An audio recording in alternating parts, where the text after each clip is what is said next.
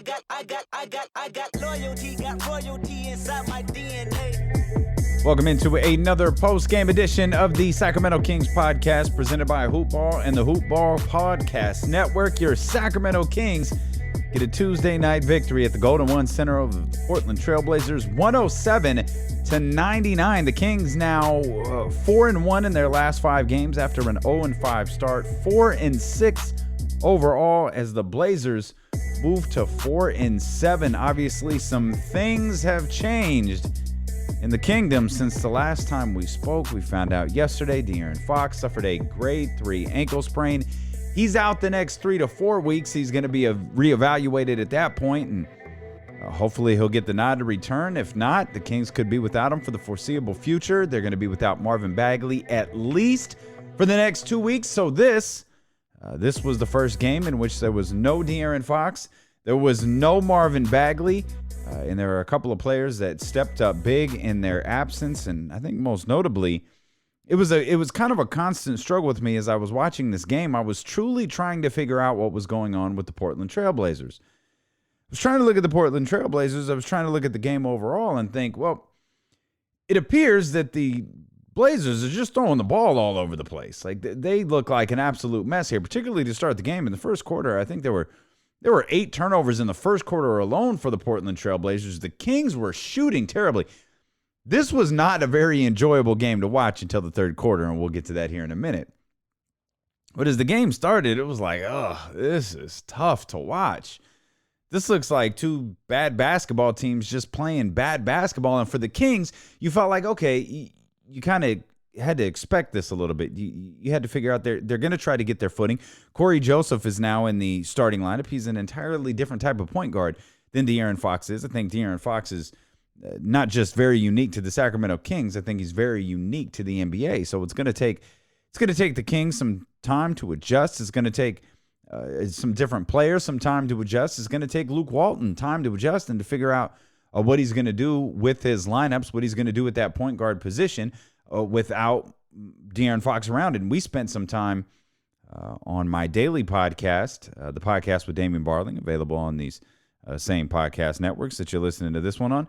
We speculated, are we going to see Bogdan Bogdanovic carry the ball a lot? Are we going to see Bogdan Bogdanovic stay on the bench to carry the load of scoring coming from them? Are we going to see Corey Joseph, or are we going to see more minutes from Yogi Ferrell? And there was a point until late in the third that I was convinced Luke Walton hated Yogi Ferrell. And I was trying to figure out, like, what did Yogi Ferrell do that Luke Walton hates him?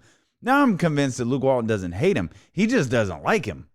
Because I keep looking at this game like, why isn't Yogi Ferrell getting more run? I thought he got a good stretch in at the time that I was trying to form a Yogi Ferrell thesis. He hadn't played very many minutes. And in the minutes that he played, I thought that he was effective.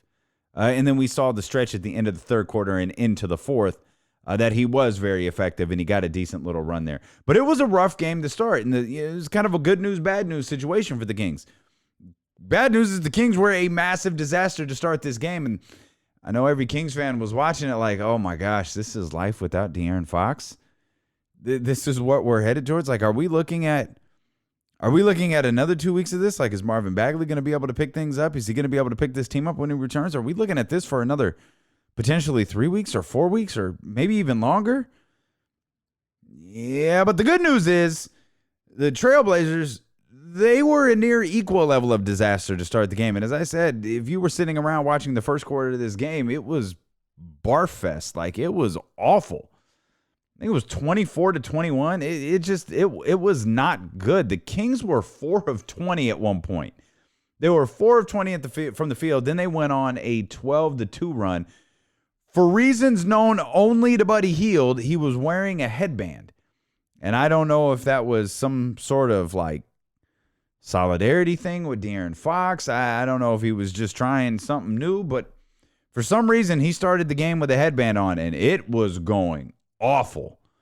And he ripped that thing off and threw it to the bench, and then, I don't know, call it coincidence, you can call it whatever you want to. He finally started hitting some outside shots. I think at that point he had made 1 field goal, and it was a dunk. Then the outside shot started falling for him a little bit as the game went along. Not your traditional Buddy Hield game, if you will. But he hit baskets when it mattered, and that kind of is what Buddy is for this team. He's a guy who can shoot. He's a guy who can hit baskets, and he can hit baskets when they matter the most. But you look at the Kings, you look at that first quarter, and it's it's a small miracle that they scored 21 points. The way that they were shooting, again, they were 4 of 20 at one point. It's a small miracle that they scored 21 points. It's like a part the Red Seas miracle that they were only down 3. That's not just that's not a testament to the luck that the Sacramento Kings had on their side. At first, I was like, "Oh man, the Blazers are playing terrible." Like, the Kings are really, really fortunate. If they could just string together a couple of made baskets, they could be in this game all the way until the end. And then it wasn't until it actually wasn't even in the second quarter. No, we saw Harry Giles check in with about 10:45 to go. It was his second game action. It was his first appearance in front of the fans at the Golden One Center. Of course, they gave him a big standing ovation.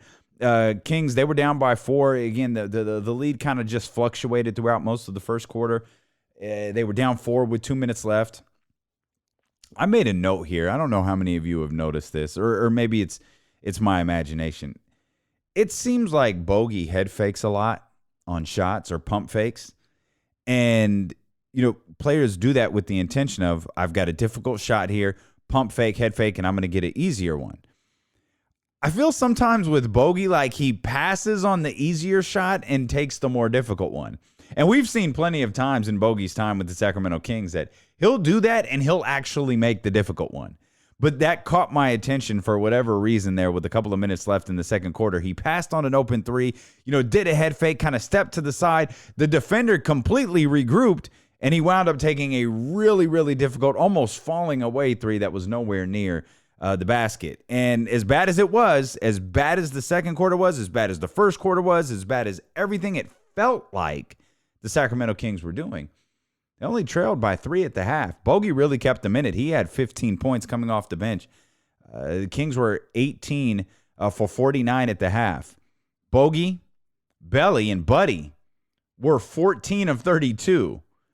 I did the math for you, which I normally don't like to do, but that puts everyone else at 4 of 17. So then the third quarter came, and this is where I realized I was wrong about the Portland Trailblazers. The Kings started the second half on a 14-2 run. They took a 9-point lead, and I just was looking like Portland. They have just been throwing the ball all over the place here. It really through the first 3 quarters of this game, but it was very noticeable in the third quarter. And as you're watching this, you're going, wait a minute. This is Sacramento's defense. Like, the Kings are doing something here. And you saw them applying just relentless pressure, particularly on Dame Lillard and CJ McCollum. They recall what happened to them the last time they played the Portland Trailblazers. Dame Lillard and CJ McCollum made life miserable for them in the third quarter. It was the third quarter that really opened things up the last time that the Kings and the Trailblazers played each other. And the Kings came out with a defensive intensity. Now, to be fair, I think they had that defensive intensity through the whole game, which was why Portland was struggling the way that they were. But they really came out hitting on all cylinders on both sides of the ball in that third quarter. They had arguably, or maybe not even arguably, they had their best defensive quarter of the year in the third quarter against the Trailblazers. And it doesn't hurt that they were able to knock down a couple of baskets along the way. That defense was creating offense. Now, we don't have the speed up and down the court team that we had last year. Obviously, you're not going to have that at all with DeArron Fox, but the way that they were without DeArron Fox, but the way that they were forcing turnovers and the way that they were pressuring the Portland Trailblazers, they were able to get a high volume of shots, and they were able to get 35 points up in that third quarter. And it was the final tally for that third quarter was 35-21, and even that in and of itself is a bit deceitful because Portland they were doing everything they could to get baskets there in the final seconds, which they ultimately did. I think they scored 6 points in the final 20 some odd seconds. So the 35-21 really isn't even truly, it's not really truly indicative of how dominant the Kings were in that quarter, and the dominance, that 35 points, it looks really sexy in the box score. And when this game is long, forgotten, you'll think, oh, yeah, Kings put up some good points there. It was the Kings defense in that third quarter that, one, opened this game up, and two, really started to change this is what Luke Walton was talking about. When I got agitated over and over and over again listening to Luke Walton talk about, well, this is we're making progress in practice and we want you all to be patient. The patience wasn't coming from, the pace. The patience wasn't coming from what everybody is clinging to from last year. The identity that the Sacramento Kings had last year, it's not here. And I don't think it's going to be here. It's certainly not going to be here for the next 2 to 3 or 4 weeks or however long DeArron Fox winds up being out. It's not going to be here for that because you can't have that type of identity. You can't have a speed identity without DeArron Fox out there on the floor. Luke Walton, I think, is trying to establish an identity of defense. And we've seen through stretches, quarters, I wouldn't go so far as to say we've seen a full half of really good defense. We've seen improvement on the defensive end through various stretches. They had a tremendous run there against Denver, a tremendous run against Toronto where they played really good defense. Let's head out to Luke Walton and see what he had to say after the Kings go to 4-6 on the season. Every day since day one of training camp, and the first 2 minutes needs to get a lot better. But that's why not only tonight, I feel like slowly, even if our numbers haven't really shown it, guys are starting to understand and really make steps as far as individual defense and team defense. And tonight, we started the game, we couldn't make anything. Great shooters, wide open shots, and that's why defense is important. And I thought Corey did an unbelievable job. He was 0-5 for most of the game, but he was everywhere. Richaun Holmes, what he was doing to try to not let Lillard get any open threes is really hard for a big man to do, and he was excellent at it all night. I thought Belly and Bogi both had great games. Yogi was ready to go, but we set at least a competitive. Every night won't go like that, but the competitive level that we played with on the defensive end tonight, that needs to be a steady constant for us. And it was good to see the team be able to rely on the defense to win against their record might not be great, but that's a very good basketball team over there. I can hear you. Katie Hunter, Kings TV. Defense, obviously, you expend a tremendous amount of energy, especially at this level. Is it easier for you to preach it and have them buy into it when it produces the ease on offense that we saw tonight? I think it helps when guys experience that, when they see what defense can do, especially when a team's been a bad defensive team. There's habits that we need to continue to break and work on. But what also helps is having guys like Trevor, guys like Corey, guys like Harrison in practice every day. It's one thing for coaches to stay on players all the time. But for example, the other day, someone, I won't call anyone out, doesn't box out at the end of a drill, and Trevor snaps on him. Says we're 3 and 6. We don't think we have to box. When I use different language in that, but when we have vets that have won championships that are reinforcing the same idea, I think that that gets through to the team a little bit too. Bogi tonight, not only scoring the way he did, but the 10 assists. What did you see from him in terms of how he ran the club? Yeah, it was what we need out of him. We always want that out of him, playmaking and scoring.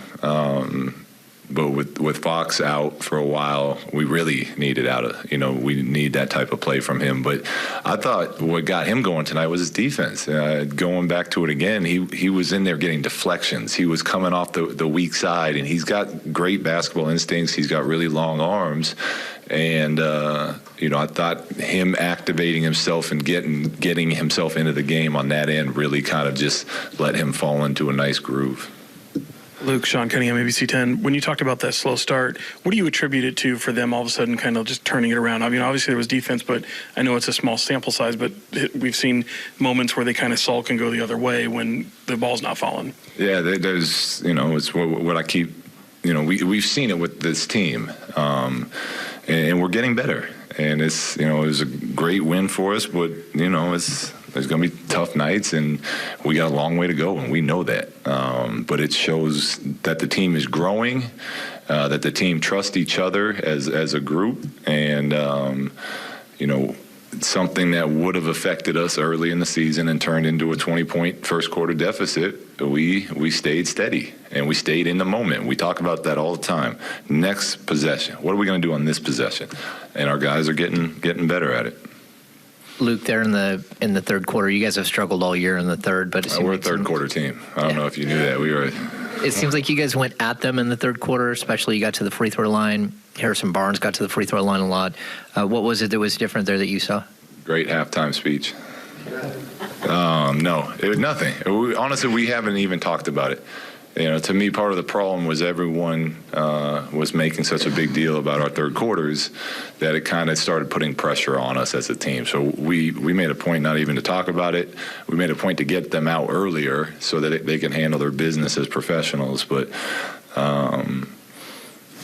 nothing different. Just they came out and we were the aggressors in that third quarter, and that's kind of where we to me, I feel like we won the game and at least put ourselves in a great position to win that game. Luke, Jason Anderson, Sacramento Bee. I don't have the number right in front of me, but the rebounding advantage for you in the third period was significant. Was that a point of emphasis coming out of the locker room? Yeah, and it has been since early. I mean, we went to India, and Indiana beat us up all over the board. So that's been one of the constants. If you want to be a good defensive team, if you want to be a good team in general, you have to be able to rebound the basketball, finish possessions. So we're going to leave Luke Walton right there as he's talking about rebounding. I absolutely love. I feel like the opening part of the press conference was actually catered to us. As we were just talking about the defense, he actually addressed a couple of things that we've already talked about here on this podcast. He talked about the identity that he's trying to establish. That was the first thing that he launched into before any questions was asked.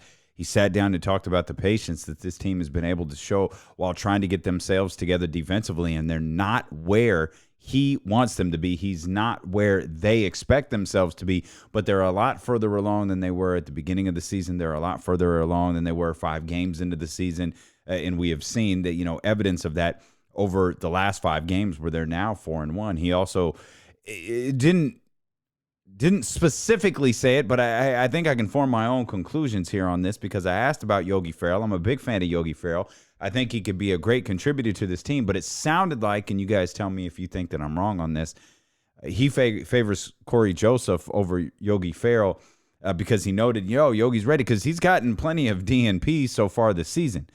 We've seen quite a bit of quite a bit of games where Yogi Ferrell hasn't gotten any run. And I was certain that would change in a major, major way today with the absence of DeArron Fox. And it didn't change quite as drastically as I thought it would, though he did play, minutes into the teens. But it sounded like he favors Corey Joseph over Yogi Ferrell because of the type of defender Corey Joseph is. Now, you could correct me if I'm wrong on that, or if you have a different interpretation. And I know I don't throw out this number enough, but if you want to interact with the podcast here, you can 24/7. It's our text line. It comes right directly to me. I'll be the one responding to you. 916-888-5898. Again, that's 916-888-5898. Before we continue, quick shameless plug here. Make sure you subscribe to the podcast, particularly on Apple Podcast or any podcast platform that you listen to this on, and allows you to rate and review it. Hitting the 5 stars there on Apple Podcast takes exactly like a split second. You want to leave a review or rating? That takes about 60 seconds, 60 to 90 seconds. It would be awesome if you left us one. But the ratings are really important to us. We would greatly appreciate it if you're able to leave those. Quick programming note, Friday night, the Sacramento Kings will take on the Los Angeles Lakers in Los Angeles. That will be a slightly later than normal start. That'll be a 7:30 start, so the podcast will be pushed back just a little bit. But as soon as it's over, of course, we will bring you your Sacramento Kings podcast.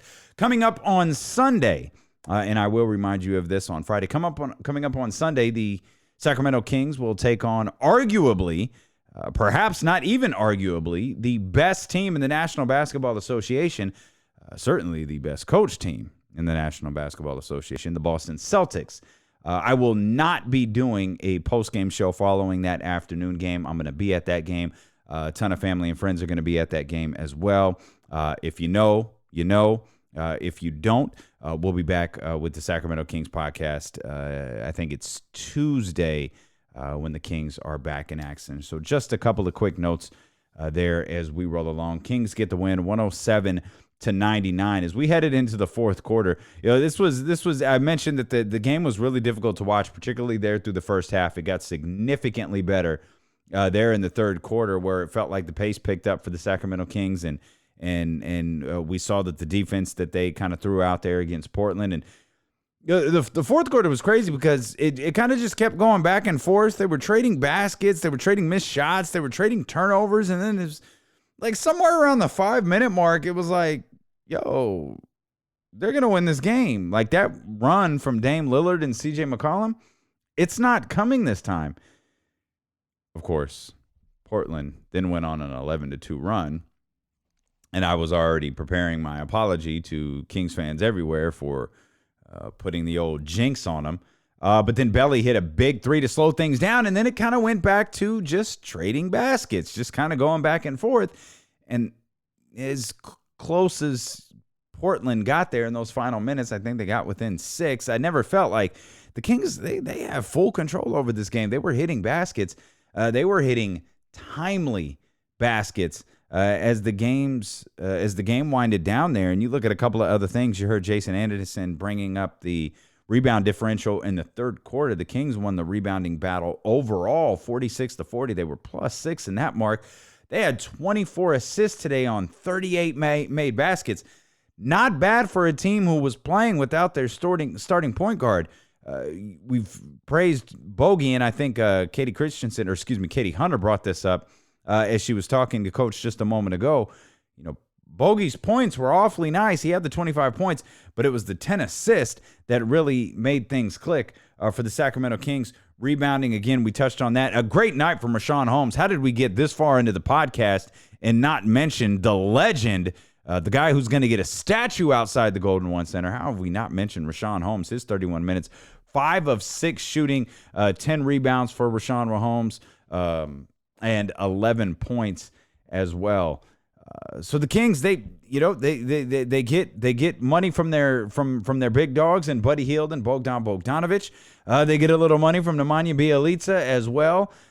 Harrison Barnes stepped up offensively. The Kings did a lot of things right. And man, as I sit here and I watch the Kings night after night, and I talk about them on these various podcasts I could tell you 10 games into the season here, with the Sacramento Kings at 4-6, here's the one thing that I can tell you about this team. I have absolutely no clue if they're good or not. I'm not willing to say that they're bad. I'm completely unwilling to say that they're bad. But I'm not willing to say that they're good. I cannot figure this team out, and I think part of that's my fault. And if you're in the same boat as me, I think part of that is our fault. And it's because we were sold a bill of goods on what we expected this team to look like this season. We were basically expecting this team to carry over everything that they did last year into this year and just be better on other fronts. We expected Marvin Bagley to be better. Obviously, we haven't even gotten really to see him this year. We thought DeArron would take another step, but he just got his contract. He's going to be happy. He's going to be going. Bogdan Bogdanovic coming off that amazing World Cup. We were all kind of expecting something that we haven't seen. But yet the team is still 4-6. Now, I don't know what we thought they would be 10 games into the season, but I know I didn't think they would be 4-6 after they started 0-5. And day after day after day, game after game after game, I've tried to form an opinion on this team. And even after games like this, I'm stuck on, I don't know. I don't know what the Kings are. And it's amazing. It's amazing that they're winning a game. This game was a virtual slugfest. And I don't mean a slugfest like a boxer. I mean like 2 slugs on the street, and you just try not to step on them. That's what this game was. But they won. They won at the Golden One Center. They beat a team that they lost to a couple of weeks ago. And now they're 4-6. They got a really difficult, you don't want to, Luke Walton said the Trailblazers are a lot better than their record says they are. Well, I know that the Lakers' record is really good, and they are very good, and they are a tremendous defensive team. I'm going to break down what the Los Angeles Lakers are defensively and how it's going to cause problems for the Sacramento Kings tomorrow on the podcast with Damien Barling. So if you want to check that out, go do that. But the Los Angeles Lakers made a commitment to defense this offseason, and every major statistic so far into their season has said they have lived up to that. They're also 10 games into their season. They're 8-2. That game coming up on Friday is at the Staples Center. The Los Angeles Lakers were able to beat the Phoenix Suns. That was a really entertaining game, as the Phoenix Suns obviously much improved as they go to 6-4 on the season. But another good night from Anthony Davis, another good night from Kyle Kuzma, LeBron James, 19 and 11 for him.